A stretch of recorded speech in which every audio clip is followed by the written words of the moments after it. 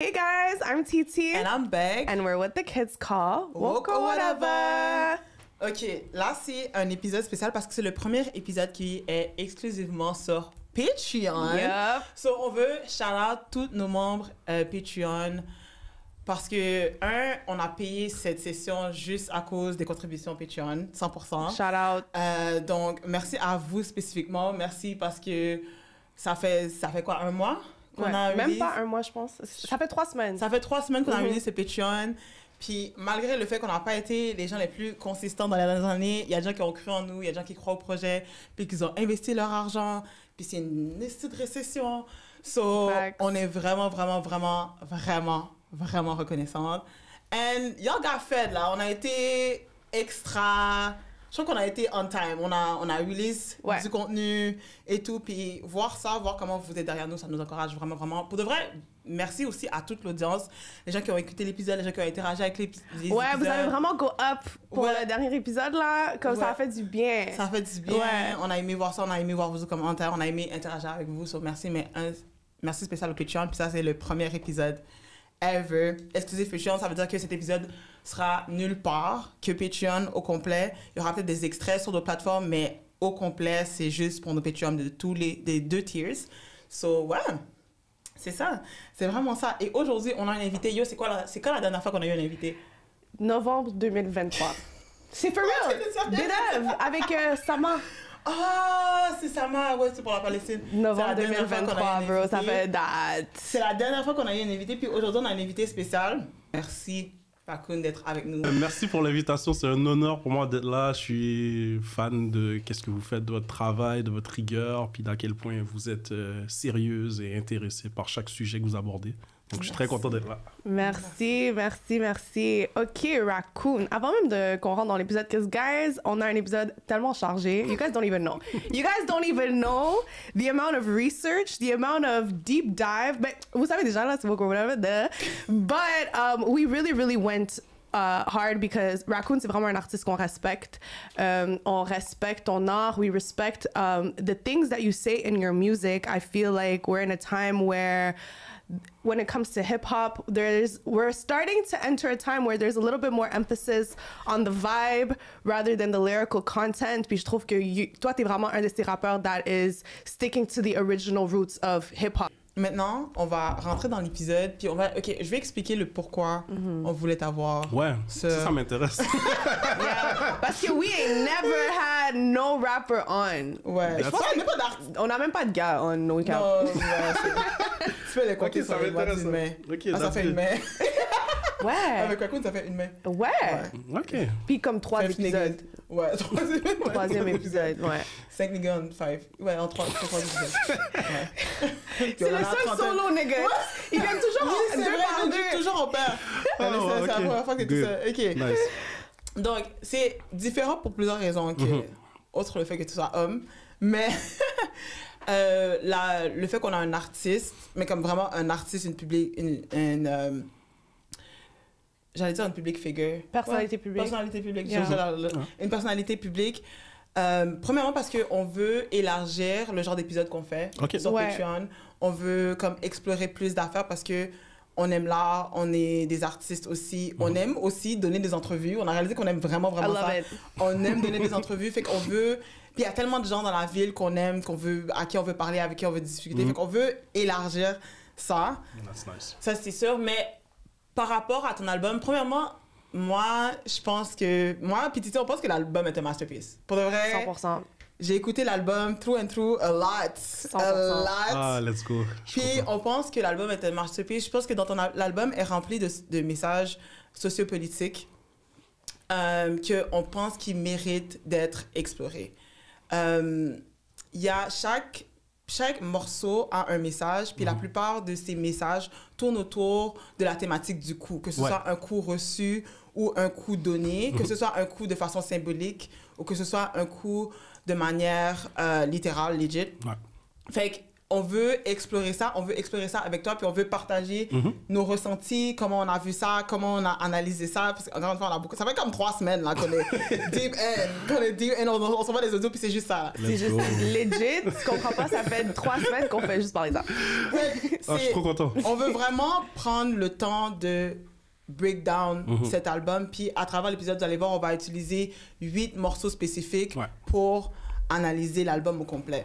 Une autre chose qu'on veut faire avec cet épisode, c'est mettre l'emphase sur l'importance de ce projet pour la culture hip-hop québécoise.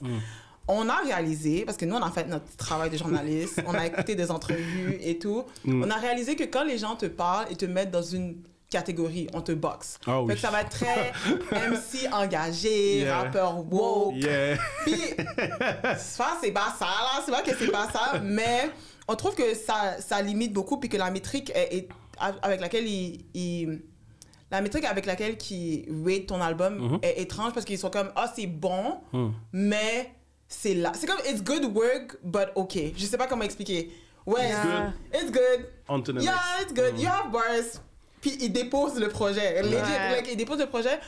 J'ai l'impression qu'ils trouvent que c'est bon, mais ils voient pas à quel point. Et ça, c'est pas tout le monde. Évidemment, c'est pas tout le monde. On a écouté plusieurs entrevues. Il y a beaucoup de gens qui rave sur l'album, mais pour nous, ce travail est essentiel. Comme c'est vraiment le contraire de ce que les gens disent que c'est bon, mais c'est là, ok. Mais pour nous, ton album, c'est l'essence du hip-hop. Comme 2 hours later.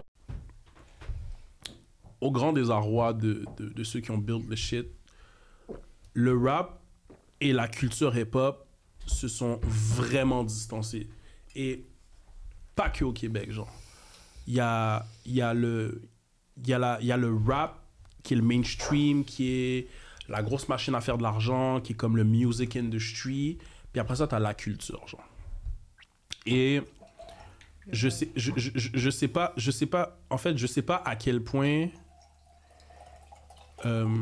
Désolée. Non, c'est chill. Je sais pas.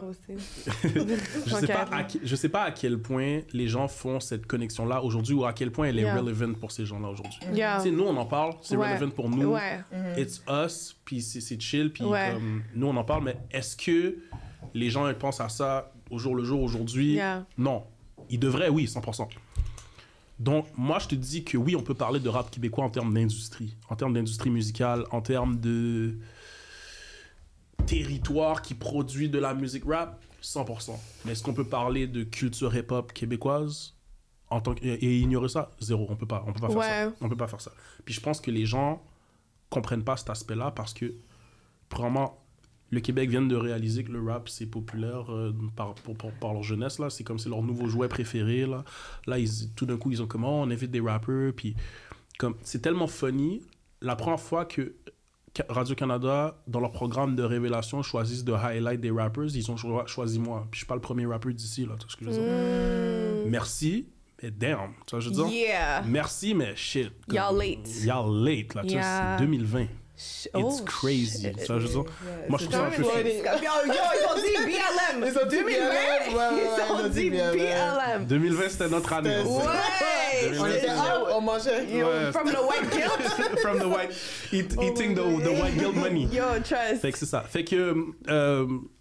après, je suis arrivé comme un cheveu sur la soupe. Ils m'ont dit, c'est cool, parfait, c'est chill. Mais moi, je fais pas juste, genre, être content. Je profite de cette plateforme-là pour vulgariser la culture, pour expliquer d'où ça vient, les fondations, pourquoi est-ce que je fais tout ça, pourquoi j'ai les messages que j'ai.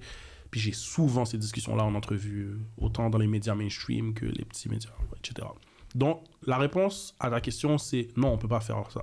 Cependant, les gens vont parler de music industry beaucoup quand ils parlent de rap. Fait que c'est comme si maintenant, c'est plus la même chose. C'est comme si le music industry s'est emparé du rap, genre. Puis il l'a déconnecté de ses racines. Donc, c'est plus important. Maintenant, les fondations, puis d'où est-ce que ça vient, c'est pas important. C'est combien ça rapporte. Puis c'est combien de choses je peux vendre avec ça. Puis combien de... C'est pour ça que c'est pas important la couleur de peau de celui qui rappe. C'est pour ça que c'est pas important de... C'est pour ça que ces choses-là sont pas importantes. C'est parce que maintenant, c'est une machine à faire du cob. Est-ce que c'est de leur faute ou c'est de notre faute à nous? Wow. Parce que... bonne question. C'est tellement une bonne question. Tu vois, je me pose cette question-là très souvent, parce que je suis saisi, tu me la poses. est-ce que c'est de notre faute ou est-ce que c'est de leur faute? Je vais forever me poser la question. Tu sais, il y en a qui disent... tu sais, moi, j'ai souvent la critique parce que comme... Je profite des subventions puis des trucs comme ça, puis ils sont comme « Oh, mais le rap, c'est anti-système. Puis toi, tu profites de l'argent du gouvernement. Puis ça va pas. Ah ouais, on dit ça? Ouais, c'est une critique que j'ai beaucoup. Dans le rap, ici, les rappeurs, entre eux, c'est comme mal vu dans le rap d'ici d'être subventionné. Genre. OK. Est-ce que c'est vu comme taking the easy way out, genre, ou c'est comme taking handouts? Je pense qu'ils le voient comme tu laisses le gouvernement te contrôler ou oh, you're letting white people in your shit. OK. Oh, whatever. Comme si moi, genre, on demandait de changer mon discours parce que je prends un cup pour un clip. Là. Comme ça fonctionne pas vraiment comme ça, mais c'est comme ça que c'est perçu among mes pairs, genre. OK. Puis c'est comme si, comment je peux dire ça? C'est comme si, genre... C'est comme si pour eux, c'est le BS, genre. Oh, Type shit. T'as un handout. You got a handout. Fait que c'est ça. Fait que c'est comme si pour eux, c'est ça. Puis, je comprends, mais je les vois pas plus révolutionner que ça, là, non plus. Mais c'est ça. In a way. Je vous vois pas plus être anti-système non plus. OK, talk about Ça, it. je veux dire, C'est for je real. vous vois pas plus speaking truth to power, genre. Ouais. Je vous vois pas plus faire ça. Je veux dire, fait que c'est souvent ce débat-là qu'il y a. Puis ça fait en sorte que maintenant, ma position, c'est plus comment est-ce que je fais les choses, c'est plus qu'est-ce que je dis. Ma manière de révolutionner, ma manière de changer le mind des gens, c'est à travers mes discours, à travers ma musique. Je pense que c'est sur ça que je décide de me concentrer. Puis ça, pour moi, c'est rester connecté aux valeurs du hip-hop. Les valeurs du hip-hop, c'est plus quelque chose qui est en termes de discours puis de message plutôt que de « I don't know », comment les gens veulent évaluer. Tout ce que je sais, c'est que les métriques, on voit pas tous les trucs avec les mêmes métriques. Ouais, genre. c'est ça. Fait c'est pour ça que je te dis, c'est plus la même chose. Genre. Nous, on va avoir ce talk-là sur what is culture. Mais aujourd'hui, dans la culture hip-hop, dans les médias hip-hop d'ici et aussi d'ailleurs, c'est plus avec cette métrique-là. Ça appartient à tout le monde. C'est free for all, puis c'est que le meilleur gagne, que le perdant perde. Tu sais, hip-hop in itself is inherently black, right? Puis je comprends ce que tu dis, puis je suis d'accord avec le fait que l'essence, c'est perdu un peu partout. Ouais. Once ownership was lost, the essence slowly got lost. Puis ownership got lost dans les fin années 90, début 2000. À peu près. So, depuis ce temps-là, Big il Pimpin'. y a un degrade. Ouais. Il y a un degrade. Yeah. There's a degradation that comes. Puis the ownership, the more it's reduced throughout the years, the less we see the true essence of hip-hop. Yeah. 100%. Ça fait quoi? Comme 30, 20, 25 environ années, 25, 30 ans qu'on voit que the ownership of hip-hop has been lost, the essence of hip-hop is getting lost the more the years go by. Mais si tu vois, like when I look at non-black rappers aux States, je vois non-black rappers in a sea of black rappers. Moi, je vois ça. C'est comme, OK, dans ce there's sens-là. still the others. There's still the others. There's still the others. Ouais, on peut parler de c'est qui les own, on peut parler de c'est qui consomme, bla bla, but there's still the others. There's still the others. Et ça va toujours être the black rappers and the others. Mais when I look at the Quebec scene, moi, je trouve que y a pas cette séparation. Everybody's on the same playing field. C'est comme, we're gonna see someone that's actually talking about the realities of their experience. Ça va être vu comme, t'es un peu trop deep là. Tu vas un peu trop deep. Ouais, Mais un c'est peu comme, trop deep, c'est yeah. trop compliqué. Hip-hop is too deep. Yeah, Hip-hop is too deep. It is deep. Ouais. It's deep as fuck. Et je vois ça. Puis tu sais, je dis ça parce que Beck et moi, justement pour cette entrevue, on a dû faire beaucoup de recherches, non seulement de toi, mais just the rap game in Of general. course. And I was like, damn. Moi, j'écoutais des entrevues, puis c'est comme, mon top 5, c'est là. Je vais Google, je m'attends à voir paquet de négros. Et c'est arabe, blanc. And I'm like, okay, that's interesting. But where's the separation? Where's the separation of like, where's this level of protection? Even when it's coming from other black people, where is this level of respect? Where is this level of, but this is still for the niggas though. Okay. Je vois ça, puis je suis un peu confused. Est-ce que je peux te répondre? Ouais. Parce que c'est super intéressant. Qu'est-ce que Ouais. tu dis? C'est très vrai.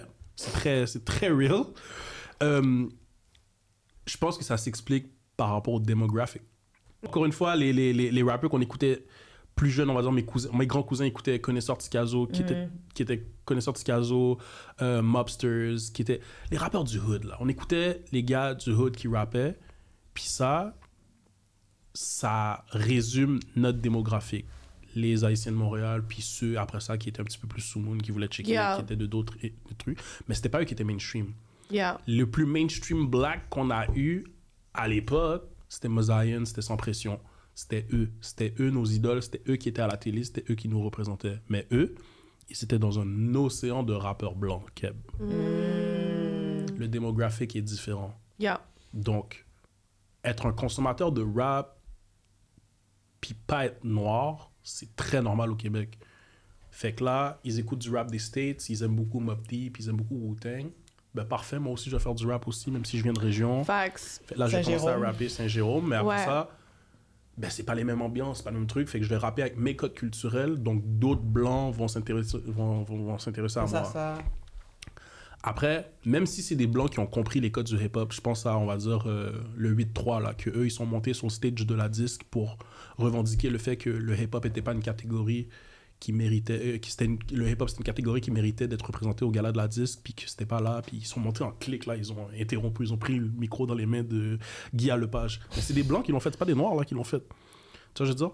Juste parce que eux, c'était des consommateurs de rap qui aimaient beaucoup ça, puis ils voulaient que ce soit, ils voulaient être acknowledged en tant que rappers, mais c'est pas des noirs qui sont allés chercher le mainstream pour ça, parce que nous on écoutait rapport du hood puis whatever. Après, c'est le démographique qui détermine tout ça. Puis maintenant que c'est mainstream, c'est pas mainstream à cause des noirs, parce qu'il n'y a pas à cause des noirs d'ici. C'est mainstream à cause des blancs qui étaient là, qui rappaient depuis.